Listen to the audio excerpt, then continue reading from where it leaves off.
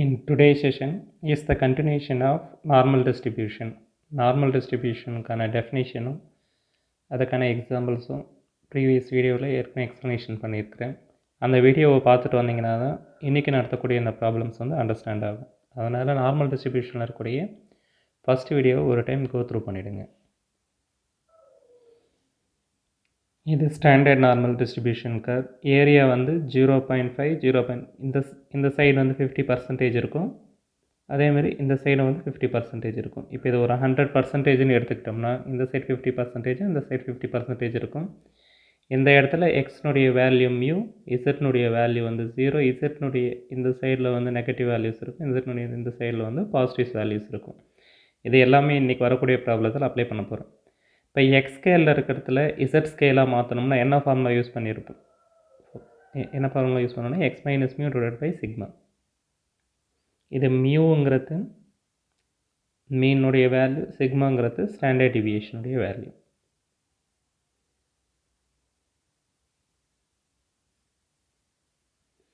இது standard normal டிஸ்ட்ரிபியூஷனுக்கான table.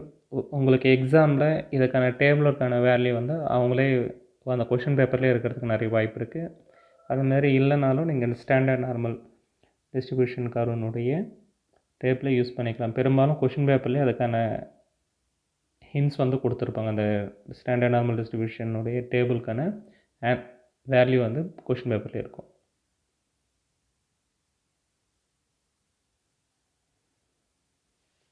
A manufacturer knows from experience that the resistance of resistors he produces is a normal with a mean 100 ohms and the standard deviation 2 ohms. What percentage of resistors will have resistance between 98 ohms and 102 ohms? இப்போ இந்த ப்ராப்ளத்தில் ரெசிஸ்டர்ஸ்னுடைய manufacturing பற்றி சொல்லியிருக்கிறாங்க. அதற்கான mean value வந்து 100 ohms, அதுக்கான standard deviation value வந்து 2.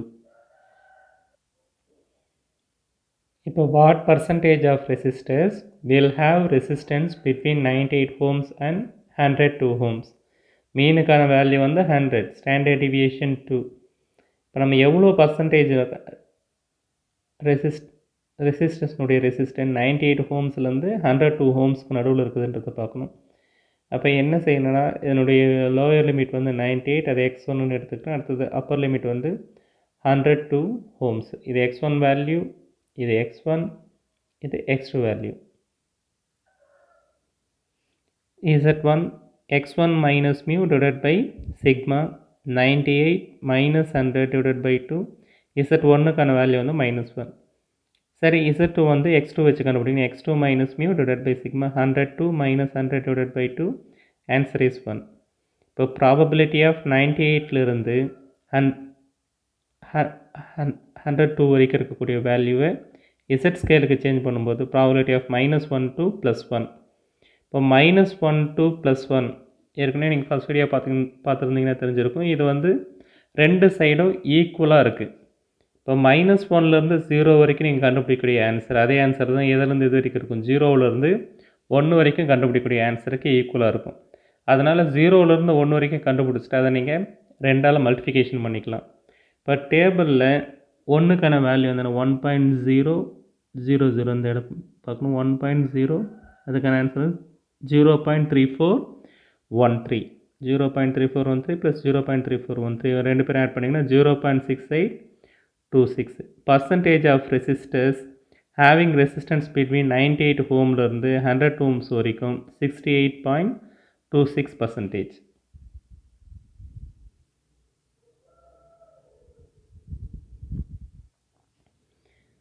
The mean inside diameter of a sample of 200 washers produced by a machine is 0.42 cm and the standard deviation is 0.05 cm. The purpose for which these washers are intended allows a minimum tolerance in the diameter of 0.496 to 0.58 cm. Otherwise washers are considered defective. Determine the percentage of defective washers produced by the machine assume the diameters are normally distributed. Previous problem மாதிரி இப்போ ரெசிஸ்டன்ஸ்னுடைய resistors கொடுத்துருக்காங்க, இதெல்லாம் வாஷர்ஸ்னுடைய diameter, இது மட்டும்தான் வித்தியாசம். மீனுக்கான value வந்து எங்கேருந்து எடுத்துக்கணும், இந்த mean value 0.42 centimetre, sorry 0.502 centimetre மீனுக்கான வேல்யூ. அடுத்தது ஸ்டாண்டர்ட் டிவியேஷன் வேல்யூ வந்து 0.005 சென்டிமீட்டர். தென் இப்போ வாஷர்ஸ்னுடைய டாலரன்ஸ் எந்த ரேஞ்சிலேருந்து எந்த ரேஞ்ச் வரைக்கும் பார்க்கணும், 0.496 to 0.508. x1 மதிப்பு 0.496ன்னு எடுத்துக்கணும், x2 மதிப்பு 0.508. இப்போ ப்ராசஸ் வந்து என்னென்னா z1 வேல்யூ கண்டுபிடிக்கணும், அடுத்தது z2 வேல்யூ வந்து கண்டுபிடிக்கணும். z1 x1 minus mu divided by sigma 0.496 minus 0.502 divided by 0.005. இந்த கால்குலேட்டரில் டிவைட் பண்ணும்போது -1.2ன்னு கிடைக்கும். அதேமாதிரி z2க்கான value 0.508 minus 0.502 divided by 0.005. Answer is 1.2.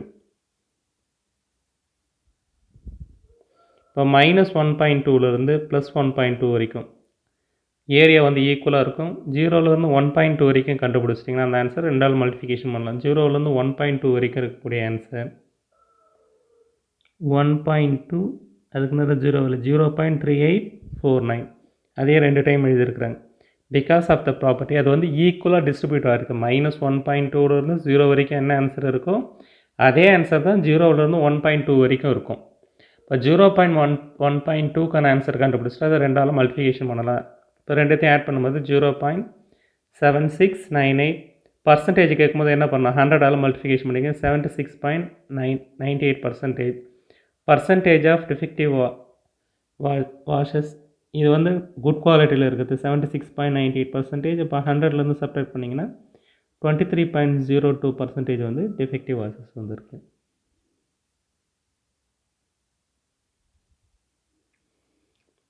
Assume that the diameter of 1000 brace plugs taken consecutively from a machine form a normal distribution with the mean 0.7515 centimeter and the standard deviation 0.002 centimeter.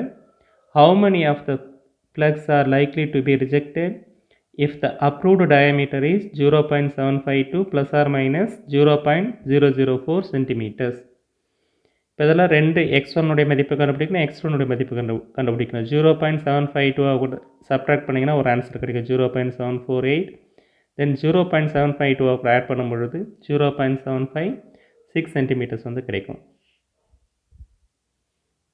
இப்போ கொடுத்துருக்கூடிய ப்ராப்ளத்தினுடைய tolerance limits of the diameters of non-defective plugs are x1 மதிப்பு 0.748, x2 value 0.756 centimetre. இப்போ standard normal வேரியபிளுக்கான formula z equal to x minus mu divided by sigma. x1 மதிப்பு 0.748ன்னு எடுக்கும்போது 0.748, இங்கே மீனுக்கான value 0.7515 divided by standard deviation 0.002. Answer is -1.75. அடுத்து x2க்கான value 0.756 minus 0.7515 divided by 0.002. Sorry, இது 0.002. Now the answer is 2.25.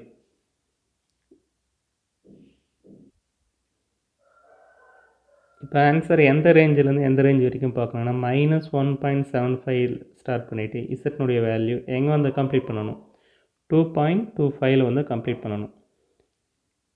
இப்போ டயக்ராமை பார்க்கும்போது எப்படி வரும்னா, இது நார்மல் டிஸ்ட்ரிபியூஷனுக்கு இங்கே இசட்னுடைய வேல்யூ வந்து 0. இப்போ நெகட்டிவ் வேல்யூ இந்த சைடு இருக்கும். இசட்னுடைய வேல்யூ -1.75. இது இசட்டுக்கான பாசிட்டிவ் வேல்யூ 2.25. இப்போ -1.75லேருந்து இசட்னுடைய வேல்யூ 2.25 வரைக்கும் ஆன்சர் கண்டுபிடிக்கணும். -1.75லேருந்து 0 வரைக்கும் இருக்கக்கூடிய ஆன்சர் தான் எதுக்கு ஈக்குவலாக இருக்கும், 0லேருந்து 0.175 இந்த ஏரியாவினுடைய ஆன்சருக்கு ஈக்குவலாக இருக்கும். இது ரெண்டும் ஒன்று.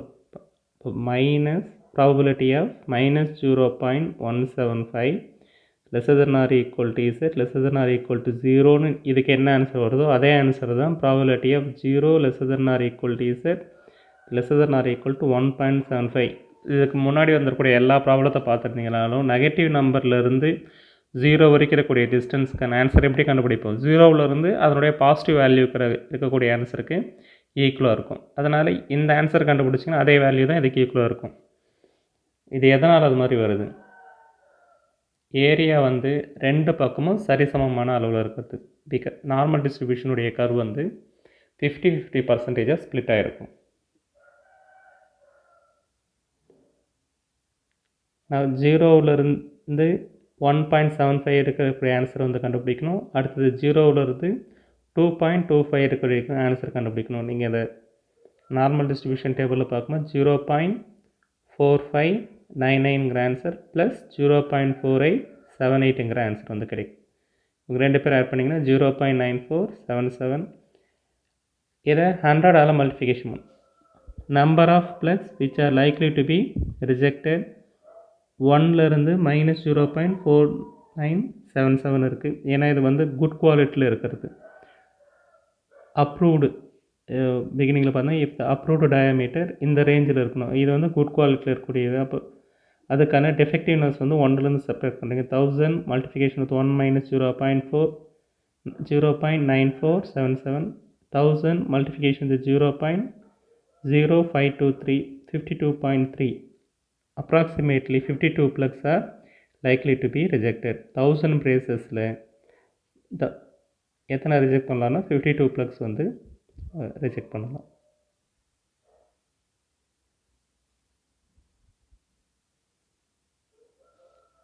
In a normal distribution, 31% of the items are under 45 and 8% are over 64.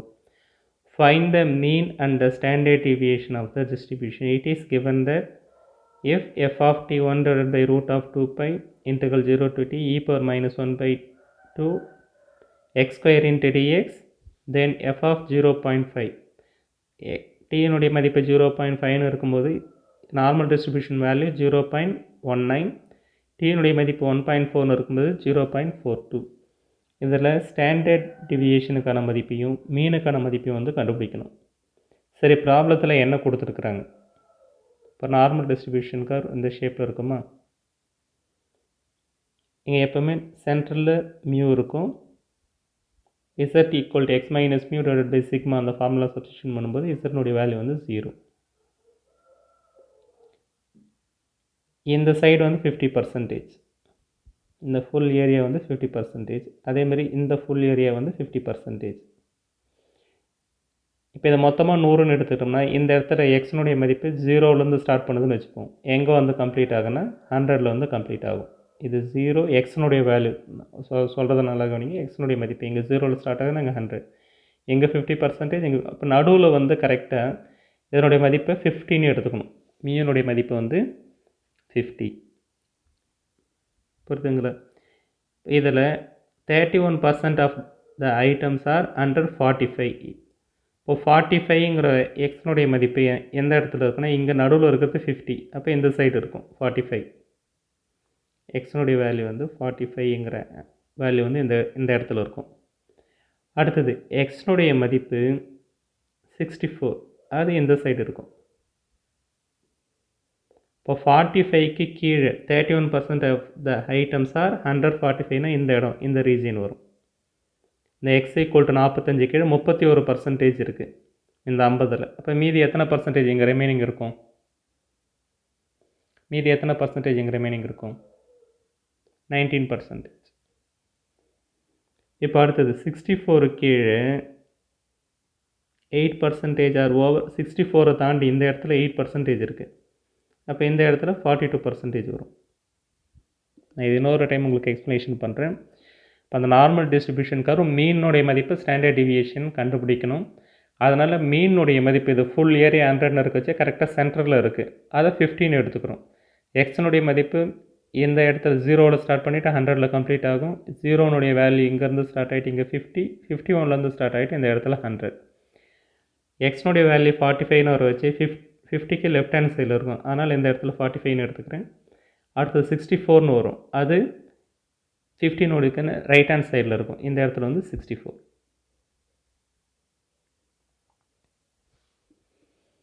எக்ஸ்னுடைய value 45, எக்ஸ்னுடைய value 64. இங்கே மியூன்னு கொடுத்துருக்காங்களா, மியூனுடைய வேல்யூ அப்ராக்சிமேட்லி 50, ஏன்னா ஃபுல் ஏரியா 100. இதில் 45க்கு கீழே 31% இருக்குது. அப்போ இந்த Z1 யார்? 31%னா இந்த ஏரியாவுக்கான வேல்யூ வந்து 31%. அதேமாதிரி இந்த ஏரியாவுக்கான வேல்யூ வந்து 8%. இப்போ எக்ஸ்னுடைய மதிப்பு 64னா Z2னுடைய மதிப்பு கண்டுபிடிக்கணும். இதுக்கு முன்னாடிலாம் என்ன பண்ணுவேன்னா ரொம்ப ஈஸியாக மீனுடைய மதிப்பு இருக்கும், எல்லா ப்ராப்ளத்துலேயும் ஸ்டாண்டர்ட் டிவியேஷன் மதிப்பு இருக்கும். ரெண்டு பேரையும் சப்ட்ராக்ட் பண்ணும்பொழுது 45 minus mu divided by sigma, இசட்டுக்கான மதிப்பு கண்டுபிடிச்சலாம். இப்போ Z1 வந்து கண்டுபிடிக்கணும், அதே மாதிரி Z2 வந்து கண்டுபிடிக்கணும். Area to the left ordinate of X equal to 45 is 0.31. இப்போ நீங்கள் என்ன செய்கிறீங்கன்னா Z1க்கான மதிப்பு வந்து ஃபைண்ட் அவுட் பண்ணணுமா, அதை எப்படி கண்டுபிடிக்கணும்? Z1லேருந்து 0 வரைக்கும் அது எதுக்கு ஈக்குவலாக இருக்கும்? இந்த ஃபுல் ஏரியாவுக்கான வேல்யூ வந்து 0.05. ஆனால் இந்த ஏரியாவுக்கான மதிப்பு அவங்களே கொடுத்தாங்க 0.31. நான் சொல்கிறதுக்காக இந்த ஃபுல் ஏரியா வேல்யூ 0.5. இதிலேருந்து இது வரைக்கும் ப்ராப்ளத்தில் என்ன கொடுத்துருன்னா 31% ஏரியாவை எழுதுனா 0.31. இப்போ இந்த ஏரியா மதிப்பு ஃபுல் ஏரியா 0.5, இதிலேருந்து இது வரைக்கும் வந்து ஆன்சர் வந்து என்ன 0.31. அப்போ இது என்னவாக இருக்குன்னா 0.19. நான் ஏற்கனவே சொன்ன மாதிரி இது வந்து 19%. இப்போ இது 8%, 50%. அப்போ இந்த இடம் வந்து 42%.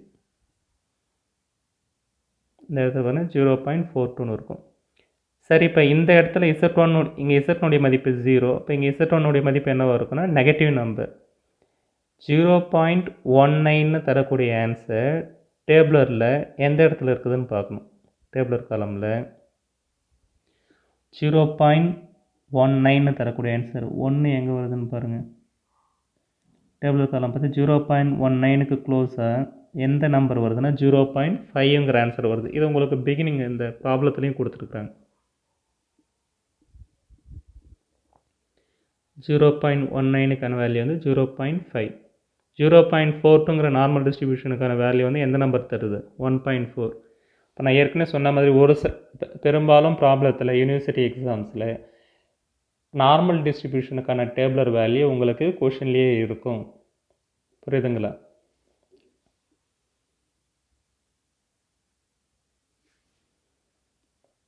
இப்போ அடுத்தது இந்த இடத்துல Z2க்கான மதிப்பு கண்டுபிடிக்கணும் இல்லைங்களா?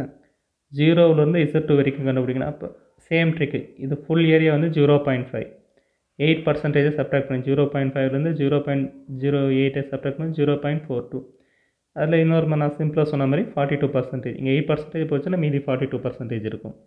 இந்த இடத்துல Z மதிப்பை வந்து பாசிட்டிவாக எடுத்துக்கணும்.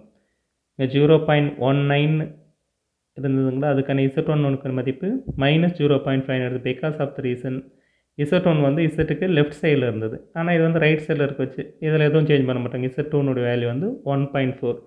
0.42ன்னு கொடுக்கக்கூடிய ஆன்சர் நேராக 0.4192ன்னு இருக்குங்களா. அப்போ ஆன்சர் வந்து 1.4 வந்து எடுத்துக்கலாம்.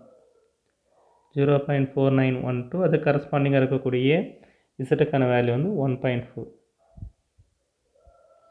Now coming to the problem, z equal to x minus mu divided by sigma. இப்போ யார் தெரியாதுன்னா எனக்கு மியூ தெரியாது, அடுத்தது சிக்மா தெரியாது. Z1 மதிப்பு -0.5ன்னு சப்ஸ்டியூஷன் பண்ணி ஒரு equation 45 minus mu divided by sigma. இப்போ ரெண்டு பேர் கண்டுபிடிக்கணுங்களா. அப்போ ரெண்டு அன்னோன்ஸ், ரெண்டு ஈக்குவேஷன் தேவை. மியூ கண்டுபிடிக்கணும், அடுத்தது சிக்மா வந்து கண்டுபிடிக்கணும். ரெண்டு ஈக்குவேஷன் இருந்தால் தான் மியூனுடைய மதிப்பும் சிக்மானுடைய மதிப்பையும் கண்டுபிடிக்கலாம். இதில் ஃபஸ்ட் ஈக்குவேஷன் எதை பேஸ் பண்ணி எழுதுறேன்னா Z1 மதிப்பு -0.5 பேஸ் பண்ணி எழுதுகிறேன். ரெண்டாவது ஈக்குவேஷன் Z மதிப்பு 0.42 வேல்யூ வச்சு எழுதுகிறேன். அதில் Z2க்கான வேல்யூ வந்து 1.4. 1.4 equal 64 minus mu divided by sigma. Cross multiplication பண்ணிங்கன்னா 45 minus mu equal to -0.5 sigma. இந்த cross multiplication 64 minus mu equal 1.4 sigma. இதை நீங்கள் சிம்பிளிஃபிகேஷன் பண்ணிங்கன்னா சிக்மானுடைய வேல்யூ ரெண்டு சப்ட்ராக்ட் பண்ணிங்க -19 ஈக்குவல் டு -1.9 சிக்மா, சிக்மானுடைய வேல்யூ வந்து 10. இப்போ சிக்மானுடைய வேல்யூ வந்து 10னா ஏதாவது ஒரு ஈக்குவேஷன் சப்ஸ்டியூஷன் பண்ணும்பொழுது நம்மளுக்கு ஆன்சர் வந்து 45 minus mu -0.5 multiplication with 10. Equation 1ல் சப்ஸ்டியூட் பண்ணுறோம். சப்ஸ்டியூட் பண்ணும்போது -0.5 × 10 ஆன்சர் வந்து -5. இப்போ மியூவுக்கான வேல்யூ வந்து 50.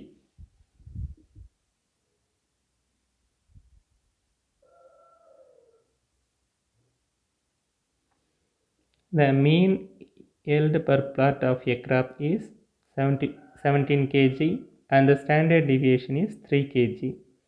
If the distribution of a yield per plot is normal, find the percentage of plots giving yields between 15.5 kg and 20 kg and more than 20 kg.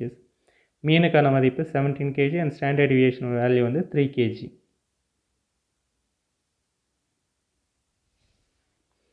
x1 மதிப்பு 15.5. இப்போ அதுக்கான z1 value -0.5 வந்து கிடைக்கும். அடுத்தது x2க்கான வேல்யூ வந்து 20, z2க்கான வேல்யூ வந்து 1. ஏன்னா மீனுடைய மதிப்பு இருக்குது, ஸ்டாண்டர்ட் டிவியேஷனுக்கான வேல்யூ இருக்குது. இப்போ ரேஞ்ச் எதுலேருந்து எது வரைக்கும் 15.5 ஏல்டுலேருந்து 20 kg ஏல்டு வந்து தர வரைக்கும். இப்போது 15.5க்கான z1 வேல்யூ -0.5, 20 kgக்கான வேல்யூ வந்து 1, -0.5 1 இந்த 1 வரைக்கும் கண்டுபிடிக்கணும். இதை எப்படி மாற்றலாம்? -0.5லேருந்து 1 வரைக்கும் கண்டுபிடிக்கணுங்களா? அது 0லேருந்து -0.5 வரைக்கும் ரேஞ்சு ப்ளஸ் 0லேருந்து 1 வரைக்கும் இருக்கக்கூடிய ரேஞ்சு. இதை திருப்பி எப்படி மாற்றலாம்? 0லேருந்து z less than or equal to 0.5 இந்த ரேஞ்சுக்கு வந்து மாற்றிக்கலாம்.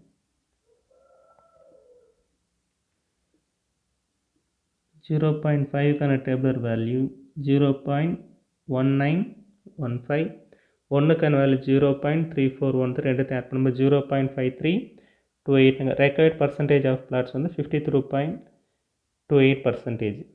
அடுத்தது எக்ஸுக்கான வேல்யூ, இப்போ கிராப்னுடைய yield வந்து மோர் தென் 20 kg இருக்கிறது. ரெண்டாவது ப்ராப்ளம் வந்து மோர் தென் 20 kg. இப்போ ப்ராப்ளத்தில் எப்படி அதை எழுதணும்? மோர் தென் 20 kgனா 20 விட அதிகமாக இருக்கிற மாதிரி சிம்பிள் வந்து எழுதணும்.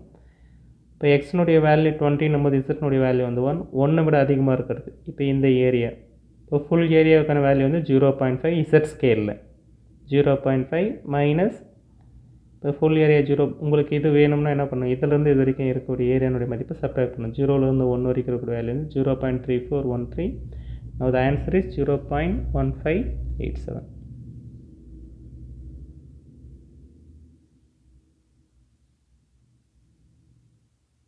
Thank you so much for your listening.